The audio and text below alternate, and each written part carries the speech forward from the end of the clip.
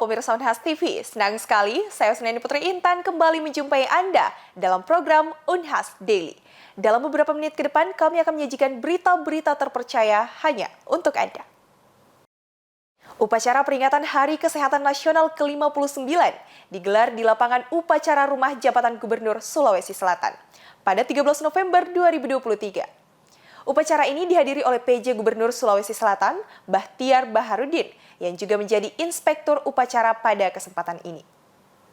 Upacara yang berlangsung kali ini merupakan kegiatan puncak yang diselenggarakan oleh Dinas Kesehatan Provinsi Sulawesi Selatan dalam rangka memperingati Hari Kesehatan Nasional ke-59 tahun yang diperingati pada 12 November kemarin. Sebelumnya telah dilaksanakan beberapa agenda menuju puncak perayaan Hari Kesehatan Nasional seperti gerakan pengukuran tensi serentak di 24 kabupaten dan kota serta gerakan jalan sehat. Di tahun ini tema yang diangkat ialah transformasi kesehatan untuk Indonesia maju. Pada kesempatan ini, PJ Gubernur Sulawesi Selatan, Bahtiar Baharudin, selaku inspektur upacara, menyampaikan sambutan dari Menteri Kesehatan Republik Indonesia, Budi Gunadi Sadikin. Dalam sambutannya, ia menyampaikan peluang Indonesia di fase bonus demografi ini, di mana kunci untuk mewujudkan Indonesia emas di tahun 2045 ialah SDM yang sehat dan cerdas, sehingga dibutuhkan transformasi kesehatan untuk mewujudkannya. Salah satu bentuk transformasi kesehatan ialah digitalisasi data kesehatan, termasuk sistem pelayanan masyarakat di bidang kesehatan. Ia menambahkan bahwa transformasi kesehatan ini harus menjangkau ke seluruh Indonesia dan melibatkan seluruh elemen yang ada di masyarakat. Pada kesempatan ini pula dilakukan serangkaian kegiatan, yakni penandatanganan deklarasi siaga kesehatan pada pemilu dan pilkada serentak tahun 2024 Provinsi Sulawesi Selatan. Kegiatan dilanjutkan dengan penyerahan buku pedoman pelayanan kesehatan pada pemilu dan pilkada tingkat provinsi, serta penyerahan kartu BPJS Ketenagakerjaan secara simbolis. Di penghujung kegiatan, Dr. Haji Muhammad Ishak Iskandar MKes, selaku Kepala Dinas Kesehatan Provinsi Sulawesi Selatan, melakukan penyerahan penghargaan kepada para kepala daerah, instansi, serta pihak terkait yang telah berpartisipasi dalam menyukseskan program-program di bidang kesehatan. Kegiatan ini diakhiri dengan sesi foto bersama. Saya kira temanya itu kan transformasi kesehatan ya untuk Indonesia maju. Termasuk di Sulawesi Selatan tentu kita harapkan bahwa semua akan meningkatkan pelayanan kesehatan ya, berkualitas lagi, lebih dapat diakses lagi oleh masyarakat ya, dan juga harapan kita bahwa tidak ada lagi masyarakat yang tidak terlayani di bidang kesehatan. Kemudian juga SDM kita terdistribusi dengan baik dan juga untuk pendidikannya dan pelatihannya akan terus ditingkatkan lagi. Saya kira itu yang menjadi isu utama. Saya kira yang penting bahwa Bapak PJ Gubernur juga mengharapkan bahwa stunting di Sulawesi Selatan ini zero ya, dengan adanya beberapa inovasi-inovasi termasuk dengan aplikasi Insting ini, ikhtiar menzerokan stunting. Mudah-mudahan Sulawesi Selatan bisa menurunkan prevalensi stuntingnya ya. Juga harapan kita bahwa gizi-gizi buruk yang lain juga ya bisa kita eliminasi, termasuk juga wasting, gizi buruk atau yang gizi lebih ya. Kita harapkan demikian supaya anak-anak kita atau generasi muda kita ini menjadi generasi yang sehat, cerdas dan bermanfaat dan produktif untuk mewujudkan Indonesia sehat, mewujudkan Sulawesi Selatan sehat, mewujudkan Sulawesi Selatan yang maju, sejahtera, dan juga kita harapkan ke depannya bahwa bonus demografi ini menuju Indonesia maju 2045, Indonesia emas 2045. Puncak peringatan Hari Kesehatan Nasional ini dihadiri oleh berbagai elemen masyarakat, tak hanya dari bidang kesehatan. Diharapkan momen ini dapat menjadi awal dari kontribusi dan kolaborasi bersama dalam menyukseskan transformasi kesehatan di Indonesia. Forum Komunikasi Himpunan Mahasiswa Ilmu Tanah Indonesia menyelenggarakan pertemuan nasional. Salah satu rangkaian acaranya adalah seminar nasional yang menghadirkan mahasiswa jurusan ilmu tanah di Indonesia. Berikut berita selengkapnya untuk Anda. Seminar nasional merupakan rangkaian kegiatan dari pertemuan nasional yang diselenggarakan oleh Forum Komunikasi Himpunan Mahasiswa Ilmu Tanah Indonesia. Kegiatan ini berlangsung di Baruga Andi Pangerang Petarani Unhas pada Jumat 10 November 2023. Seminar nasional dengan tema From the Earth to the Atmosphere, Unraveling the Interrelationship Between Soil and Climate memberikan pengungkapan yang mendalam terkait keterkaitan antara tanah dan iklim. Acara ini bertujuan untuk menjelajahi kompleksitas hubungan antara kesehatan tanah, perubahan iklim, dan dampaknya pada ekosistem global. Ketua Panitia Pernas Fokus Himiti 18, Andi Darmawan Malarangen, mengungkapkan tujuan penyelenggaraan seminar nasional yang menghadirkan partisipasi 40 peserta dari 14 kampus di Indonesia. Tujuan diadakan seminar ini adalah untuk memantik teman-teman mahasiswa bagaimana kemudian yang terjadi di luar sana, adanya krisis iklim dan sebagainya, dan akan dibahas sedemikian rupa agar teman-teman di sini sadar bahwa iklim saat ini itu ada perubahan, dan diadakan seminar ini untuk ajang bagi seluruh mahasiswa agar berdiskusi bagaimana kemudian didapatkan solusi agar kita bisa sama-sama berperan dalam mencegah terjadinya krisis iklim saat ini. Terdapat 5 pemateri dalam seminar tersebut.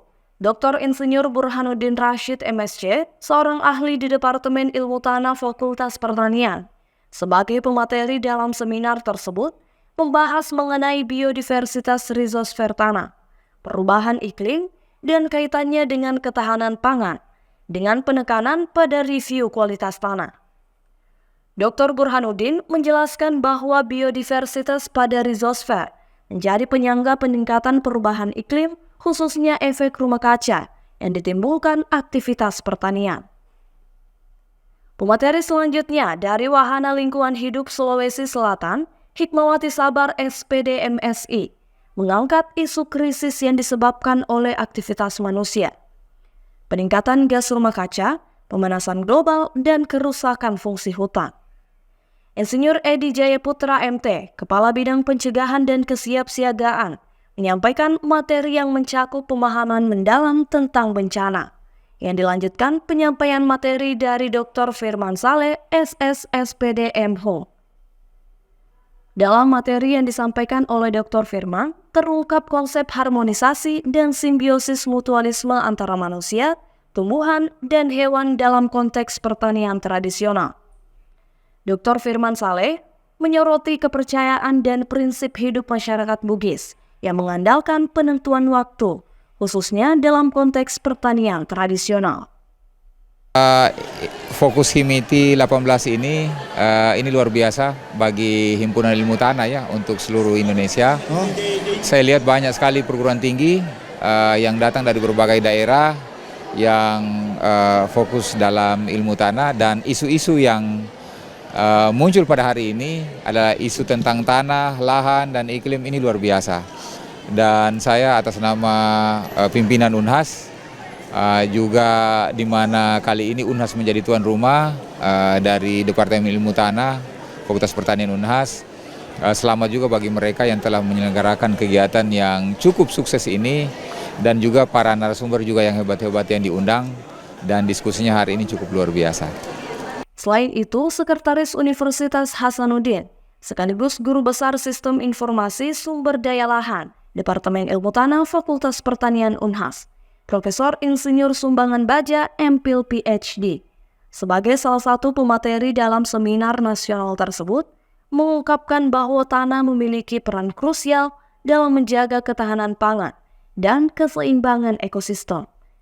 Materi mencakup keterkaitan antara pertumbuhan populasi global dan konsumsi pangan, serta peran vital tanah sebagai penyedia sumber daya bagi kehidupan.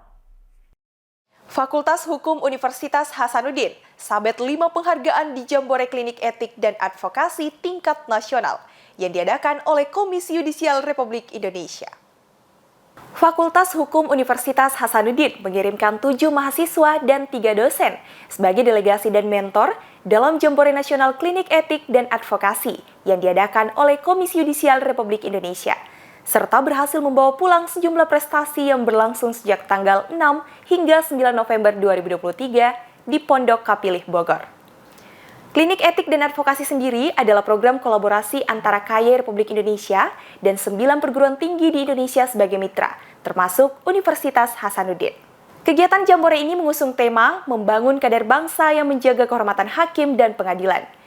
Dalam sambutannya, Ketua Bidang Sumber Daya Manusia, Advokasi, Hukum, Penelitian, dan Pengembangan KAI Republik Indonesia, Binsyad Kadafi, mengutarakan gambaran lembaga peradilan di Indonesia saat ini sedang tidak baik-baik saja, sehingga diperlukan berbagai upaya dalam menegakkan kembali integritas dan marwah tersebut.